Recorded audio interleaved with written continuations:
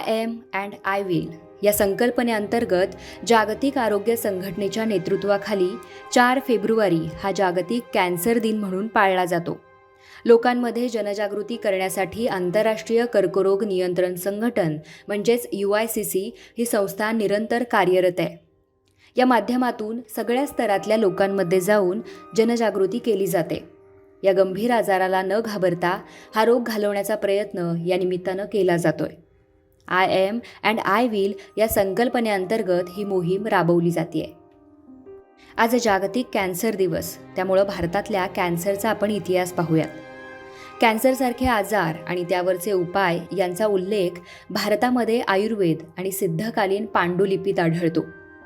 Journal of global ॲक्नॉलॉजीनुसार भारतातल्या मध्ययुगीन सांगित्यामध्ये कॅन्सरचा उल्लेख कमी आढळतो, पण कॅन्सरची प्रकरणं आढळल्याचे अहवाल 17व्या शतकापासून यायला सुरुवात झाली होती.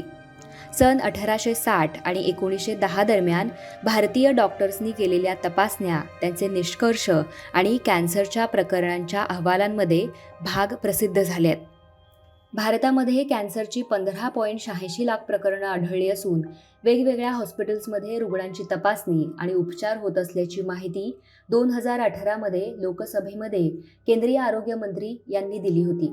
या रुग्णांच्या उपचारासाठी सर्जरी, रेडिओथेरपी, किमोथेरपी आणि पॉलीॲक्टिव्ह केअर म्हणजेच वेदना कमी करणाऱ्या सुविधा देत असल्याचं त्यांनी सांगितलं होतं. बदलती जीवनशैली, लोकांमध्ये वाढणारी स्थूलता, सरासरी आयुष्यमानात वाढ आणि तपासणीसाठीच्या सुविधांमध्ये झालेली वाढ या सगळ्यांमुळंच भारतात कॅन्सरची प्रकरणं जास्त आढळत असल्याचं डॉक्टर्सचं मत आहे.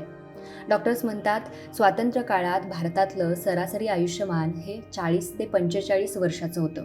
आता ते वाढून 65 ते 70 वर्ष झालंय. भारतात याआधी कुपोषण आणि संसर्गामुळे होणारे आजार जास्त प्रमाणात आढळायचे, पण आता ते बहुतांश प्रमाणात आटोक्यात आणण्यात आले आहेत. लोकसंख्येसोबतच तपासणीसाठीच्या सुविधाही वाढल्यामुळं या प्रकरणात वाढ होत असल्याचं डॉक्टरांचं म्हणणं आहे. कॅन्सरमुळं होणाऱ्या मृत्यूंपैकी 1/3 मृत्यू हे व्यक्तीच्या उंचीपेक्षा त्याचं वजन जास्त असणं, फळं आणि भाज्यांचं कमी सेवन असणं, व्यायाम न करणं, तंबाखू आणि दारूचं सेवन या गोष्टींमुळं होत असल्याचं वर्ल्ड हेल्थ ऑर्गनायझेशनचं म्हणणं आहे.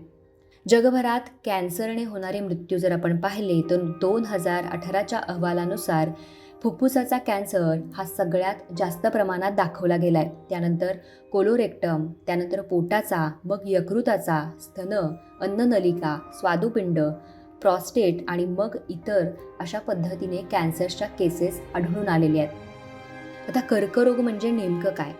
तर कर्करोग हा शरीरातल्या पेशींच्या अनियंत्रित वाढीमुळं उद्भवणारा रोग आहे. कर्करोग कोणत्याही पेशीमध्ये, कोणत्याही उतीमध्ये किंवा अवयवामध्ये होऊ शकतो. कर्करोगाचे कितीतरी प्रकार असून या सगळ्या प्रकारांमधला समान दुवा म्हणजे पेशींची अनिर्बंध वाढ. सामान्यपणे पेशी विभाजन क्रमानं किंवा नियंत्रित पद्धतीनं होते. शरीराच्या गरजेनुसार नव्या पेशी जुन्या पेशींची जागा घेतात. पेशी विभाजनाची ही नेहमीची पद्धत आहे. कधीकधी नव्या पेशींची आवश्यकता नसतानाही पेशी विभाजन होत राहतं. या अतिरिक्त पेशींचं गाठोडं तयार होतं. या गाठोड्याला अर्बुद किंवा ट्यूमर म्हणतात. हे ट्यूमर 2 प्रकारचे असतात. एक म्हणजे बिनाईन ट्यूमर म्हणजे कर्करोगाची गाठ आणि दुसरा प्रकार म्हणजे मारक गाठी मॅलिग्नंट. पहिल्या प्रकारची गाठ सहज काढून टाकता येते. या गाठी अवयवांमध्ये नव्यानं कर्करोगाच्या गाठी तयार करत नाहीत. मात्र दुसऱ्या प्रकारात कर्करोगाच्या अनियमित आणि अनिर्बंध वाढणाऱ्या पेशींच्या गाठीपासून मारक गाठी बनतात. या गाठी जवळपासच्या उती आणि अवयवांमध्ये पसरतात. गाठींमधून बाहेर पडलेल्या पेशी लसिकेमार्फत किंवा रक्तवाहिन्यांमधून इतर अवयवांमध्ये प्रवेश करतात. त्यामुळं मूळ अवयवाबरोबरच इतर अवयवांमध्येही कर्करोग पसरतो आणि आयुष्याच्या कोणत्याही टप्प्यात हा कर्करोग होऊ शकतो. तंबाखू ओढणाऱ्या व्यक्तींमध्ये दररोज ओढली जाणारी तंबाखू, किती वर्ष धूम्रपान सुरू आहे आणि किती खोलवर तंबाखूचा धूर फुफ्फुसात जातो, तेवढी फुफ्फुसाच्या कर्करोगाची शक्यता वाढत जाते. दररोज 10 सिगारेट सोडणाऱ्या व्यक्तींमध्ये फुफ्फुसाचा कर्करोग होण्याची शक्यता सिगारेट न ओढणाऱ्या व्यक्तींपेक्षा 10 पटींनी जास्त असते. आता कर्करोगाची लक्षणं आपण पाहिली तर कर्करोगाचं निदान प्राथमिक अवस्थेत झालं तर उपचार जास्त यशस्वी होतात. The global burden of disease study 2016 नुसार भारतातल्या महिलांमध्ये ब्रेस्ट कॅन्सरची प्रकरणं सगळ्यात जास्त आढळली आहेत. या अभ्यासानुसार महिलांमधल्या स्तनांचा कॅन्सर, नंतर सर्व्हिकल कॅन्सर, पोटाचा कॅन्सर, कोलोन आणि रेक्टम तसंच लिप अँड कॅव्हिटी अशा कॅन्सरची प्रकरणं सुद्धा जास्त समोर आली आहेत. यासोबतच भारतामध्ये वजन वाढताना पोटावर चरबी जमा होणं, त्यामुळं पित्ताशय, स्तनांचा कॅन्सर आणि कोलोन कॅन्सरची प्रकरणं सुद्धा जास्त आढळल्याचं डॉक्टरांचं मत आहे. कॅन्सरच्या वाढणाऱ्या प्रकरणांमुळं देशाच्या अर्थव्यवस्थेवर सुद्धा याचा परिणाम होतोय. 2035 पर्यंत कॅन्सरची प्रकरणं वाढणार असल्याची शक्यता तज्ज्ञांनी व्यक्त केली आहे. क्लिनिकल ॲक्नॉलॉजीनुसार भारतामध्ये 18 लाख रुग्णांमागे फक्त 1600 तज्ज्ञ उपलब्ध आहेत. म्हणजेच सरासरी 1125 कॅन्सर रुग्णांसाठी एक कॅन्सर तज्ज्ञ. तज्ज्ञांच्या मते कॅन्सरमुळे अर्थव्यवस्थेवर 2 प्रकारे परिणाम होतोय. एक तर त्या रुग्णाचं कुटुंब आणि दुसरं म्हणजे भारताचं आरोग्य बजेट. यासाठी नॅशनल कॅन्सर ग्रीड या संस्थेची स्थापना करण्यात आली आहे. NCG देशभरातल्या सरकारी आणि बिगर सरकारी हॉस्पिटलचा एक गट आहे. या गटाने नव्याची स्थापना केली असून ही संस्था रुग्ण आणि गरजूंपर्यंत तज्ज्ञ आणि त्यांचे उपचार पोहोचवण्यासाठी प्रयत्न करते.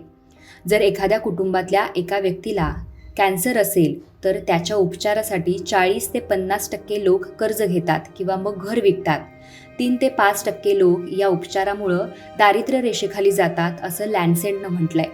पण केंद्र सरकारच्या आयुष्मान भारत प्रधानमंत्री जन आरोग्य योजनेच्या यादीत कॅन्सरचाही समावेश करण्यात आल्यानं लोकांना याचा फायदा होईल असंही तज्ज्ञांचं मत आहे. सरकारनं 2018 आयुष्मान भारत योजना सुरू केली आहे. या माध्यमातून रोग्यांच्या उपचारासाठी मदत केली जाणार आहे. यामध्ये आता कॅन्सरचाही समावेश करण्यात आला आहे. या योजनेच्या माध्यमातून लाभार्थीला 5 लाख रुपयांपर्यंतची सहाय्यता मिळणार आहे.